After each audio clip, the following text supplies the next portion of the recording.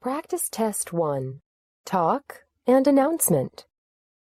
1. Listen to a history teacher speaking to a class. Tomorrow we are going to visit the History Museum to review what we have talked about in our class yesterday. Please remember to bring a pen and a notebook. In case there are any questions you need to write down. We will meet at the front gate at 8 a.m. tomorrow. Do come on time or the bus will leave without you.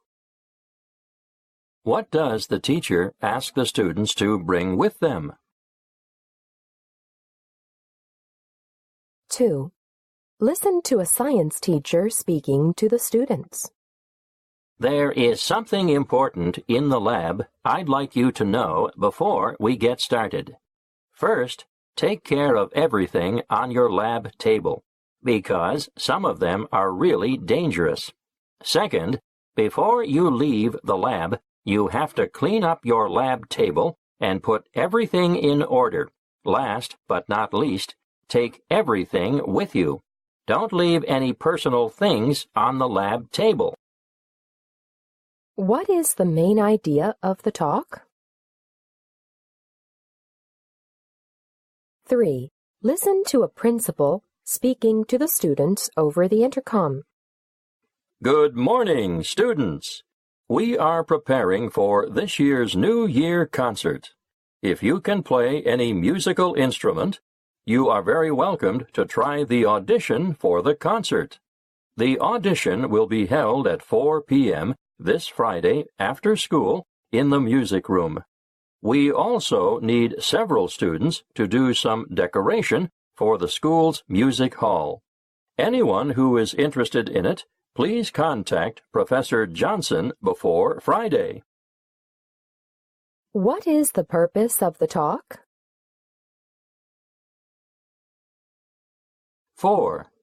Listen to a librarian talking to the students. Hello, everyone.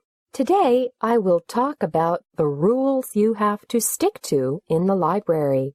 The most important one is that you have to keep quiet. When you need to talk, lower your voice and don't disturb anyone else. It is always the first rule in the library. Besides, you have to keep everything in order and put the books back if you don't need them, so that the students who may need them will find them easily. What is the most important rule in the library? 5. Listen to a principal making an announcement. I am very pleased to announce that our school's new gym has finally been completed. Next Monday will be its grand opening. Our new gym provides us all kinds of fitness equipment.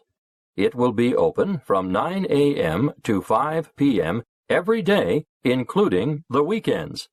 So welcome you all to go there to build up your body. What time can the students go to the gym? 6. Listen to a writing teacher talking to a class. Good morning, everyone. I have checked all the paperwork you did yesterday, and some of you really did a great job. But I hope all of you can do much better next time.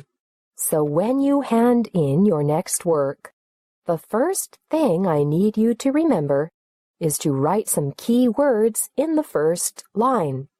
And also, I will be very glad if you make your instruction part more specific.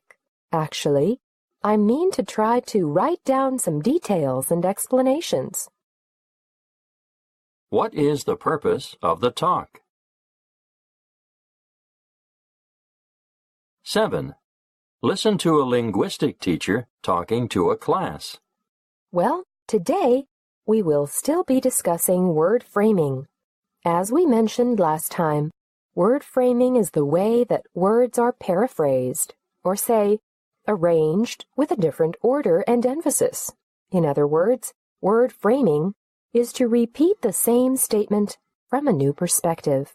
Studies have proven that people are influenced not only by the contents of the words, but also by the way in which the words are organized. So let's just take one sentence in your textbook as a good example. What will the teacher probably do next? 8. Listen to a science teacher talking to a class. Okay, class. Now I would like all of you to pay attention. I hope each of you has already completed your report. And I had originally asked that you only hand in your final report. But now it is changed. After thinking about it, I decided it would be good for you to hand in all the reports you have done, including earlier ones as well, so I can see how your thoughts or work changed throughout the whole process. What does the teacher ask the students to do? 9. Listen to a literature teacher talking to a class. Okay, boys and girls. One thing I should clarify here. As you remember, I said the assignment of literature would be due in 4 days first. Well, some of you told me that you would have an important test on science the day after tomorrow. So in order to give you more time to finish the assignment, I will give you 2 more days to deal with the homework. And so you will be fully prepared for the coming test. What does the teacher ask the students to do? 10. Listen to an announcement from the principal of the school. Hello, my dear students. May I have your attention? We have planned to add a few optional evening computer classes on your schedule. As you all know, usually, computer classes are only held from 9 a.m. to 5 p.m. on weekdays. But now, in order to be able to serve you better and make you become more skillful with computers, we have decided to add optional classes in the computer lab from 6 p.m. to 9 p.m. Monday to Wednesday. Why is the principal talking to all the students? Conversation 11. Questions 11 through 14. Listen to a conversation between 2 students. Hi, Janet. Where were you at lunchtime? I was saving a seat for you in the cafeteria. Oh, sorry to miss you, but my thirst for knowledge was greater than my pains of hunger. I never have that problem. So, where were you? My political science class ran over time. That has been happening quite a bit lately, hasn't it? I guess so. Actually, what happens is that a bunch of us hang around for a while after class to talk with our teacher and ask him some questions. Who is this 20th century's operator? Mr. Howell. Have you heard of him? He does have a good reputation in the political science department. And a well-deserved one. The same students who fall asleep in discussion groups and seminars fight for front row seats in his lectures. You are kidding. No, I'm serious. It's great to have a teacher who's not only interesting, but prepared to give up much time to students. I know. They are a rare breed. Maybe I should sit in on his class sometime. Do you think he'd care? Not at all. Lots of students bring their friends, and he says he feels flattered. Well, just to be safe, I think I'll bring my lunch along as well. Now answer the questions. 11. What habit has the girl recently got into? 12. What was the girl doing at lunchtime? 13. How does Mr. Howell feel about visitors at his lectures? 14. At what time does Mr. Howell's class probably meet? 12. Questions 15 through 18. Listen to a conversation between two friends. Exercise, exercise, exercise. We hear so much about it these days. Yet even the experts can't agree on which exercises are best. Now some doctors are strongly encouraging arm exercises. Arm exercises? Is that because our arms are too fat? Actually, that's not the main reason. They say that arm exercises are an ideal way to become physically fit. But don't arm exercises raise your blood pressure? Yes, they do. But the article I read mentioned ways to compensate for that. How? By adding leg exercises so the arms don't do all the work. It said that the more of the body that's involved in the exercise, the better. And in turn, I'm sure that there is a greater chance of losing weight. Sounds right to me. So, what exercises do the experts recommend? They mentioned quite a few, but some of the most popular ones are cycling with special bicycles that make you use both your arms and legs, and walking vigorously while you wear arm weights. I must try that. I like to walk a lot. Now answer the questions. 15. According to the conversation, what is one problem with arm exercises? 16. How did the girl obtain the information about arm exercises? 17. According to the conversation, what are the experts now recommending? 18. What form of exercises does the girl mention? 13. Questions 19 through 22. Listen to a conversation between two friends. I've been reading about a new healthy snack food. It's made from fish. Have you heard anything about it? No, I haven't, but I don't like fish very much anyway. Not to worry. Although it's made primarily from fish, it actually doesn't have a fishy taste. In fact, it can be flavored with tomato, cheese, or chocolate, for instance. How could it not taste fishy?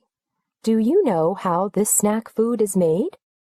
First, the fish is minced, cooked, and fermented. Then water and starch are added to make dough. It sounds awful. Actually, the dough is very bland at that point, so the flavorings are added to give it some taste. Well, it still sounds a little strange, but I suppose this product will at least be low-calorie and high-protein.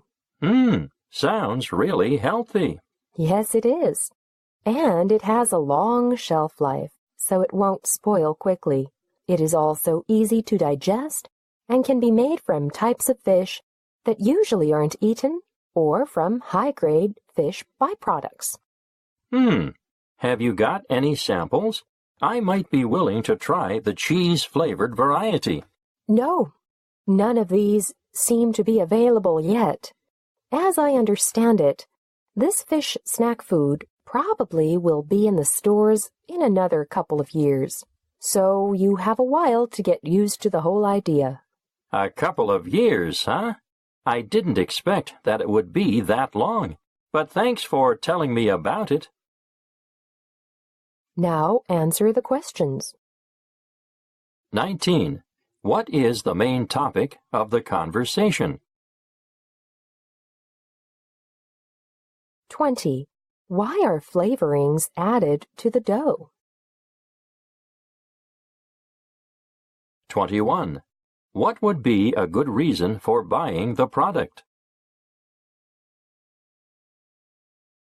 22. When will the new product be available? 14. Questions 23 through 26. Listen to a conversation between two students. Hey, Ellen, you'll never guess who I met last week. Barbara Johnson. You don't mean the Barbara Johnson who directed the choir that performed on campus last weekend? That's right. But she's so famous. How did you get to meet her? Well, you know how in that program they printed the words to the choral pieces along with the translations. I found all these mistakes in the Latin text. You know, typos. Wait a minute. You were actually reading the words. Wow! I was so caught up in the performance that I never even looked at the program. I like to follow the text while I'm listening. It helps me understand what they are singing about. Anyway, while they were doing those Latin pieces, I noticed all these mistakes, mostly spelling errors. It was really annoying. So, after the concert, when all those people were crowding around the backstage to see her and the soloist— Yeah, I remember there were dozens of people waiting there for autographs. Well, I waited to the end. And then, when I met Barbara Johnson, I showed her the mistakes I'd found. Was she upset? Upset? She actually thanked me and said if I send her a copy of the corrected text, she would revise it for the next time they sing those pieces and even print my name in the acknowledgement as a program editor. Wow, your Latin must be pretty good to find all those errors. I should hope so. I major in classics. Now answer the questions. 23. What is the boy eager to tell the other student? 24. What can be inferred about the two students? 25. What was Barbara Johnson's reaction to the man's comments? 26. What will the boy probably send to Barbara Johnson? Academic talk and discussion. 15. Questions 27 through 30. Listen to a teacher talking about dogs to a class. When you take a walk in any of the cities, you often see lots of people walking dogs. It is still true that a dog is the most useful and faithful animal in the world, but the reasons why people keep a dog have changed. In the old days, people used to train dogs to protect themselves against attacks by other beasts, and later they came to realize that a dog was not only useful for protection, but willing to obey his master.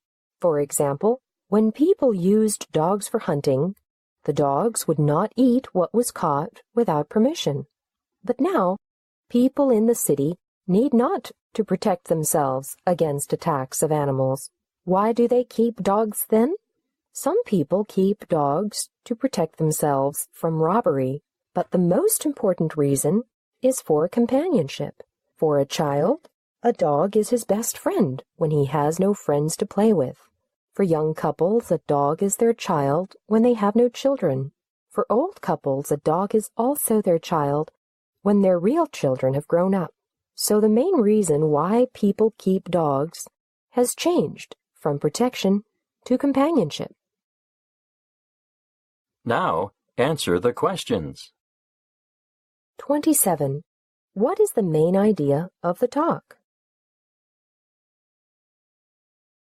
28. Why did people keep dogs in the past? 29. Why does the speaker mention hunting? 30. What is the reason for people keeping dogs nowadays? 16. Questions 31 through 34. Listen to a discussion between a teacher and a student in English class. Today, we are going to talk about an expression related to a kind of fruit, apple. First of all, has anyone ever heard of the expression of apple pie order? Yes, I have read about it in a magazine. It means in perfect order, very well organized. When did people start to use this expression? You are right about the meaning, but nobody is sure where and when the expression apple pie order began. Some say that Scottish and English writers used the expression a long time ago. Others say it first was used in the northeastern American states known as New England. I wonder how the meaning relates to an apple pie. That's a good question. The housewives of New England cut their apples in even slices. Then they filled pie pans with them in an organized way, row upon row. As one writer said, the women of New England loved to have everything in its place. This perhaps explains why it generally is believed that the expression apple pie order began in New England. That's interesting. But I remember the magazine tells the origin of this expression is from ancient mythology, which describes the opposite condition, wild disorder, apple of discord. Yes, the myth says that all the gods and goddesses were sitting around the table to celebrate the marriage of Thetis and Peleus. One of the goddesses, Discord, was a troublemaker. She threw a golden apple on the table to be given as a prize to the most beautiful goddess. It was not an easy decision to make. How could they choose among Juno, Minerva, and Venus? Paris was given the task of deciding. He decided to give the golden apple to Venus. Juno and Minerva were very angry and threatened him. This, the myth says, began the long Trojan War. Wow, what a mess! An apple triggered a brutal war. Well, people believe many things about the apple. One belief is that it has great powers of keeping people healthy.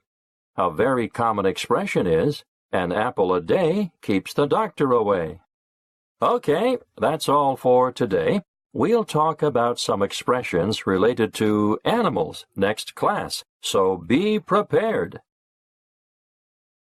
Now answer the questions. 31. What is the discussion mainly about? 32. Why does the teacher talk about housewives in New England? 33. What caused the Trojan War, according to the ancient myth? 34. What is the teacher going to talk about next class? 17. Questions 35 through 38. Listen to a teacher talking in a social studies class. Up to now, we've focused on the positive impact of the car on society in the United States. Today, we'll look at some of the negative effects.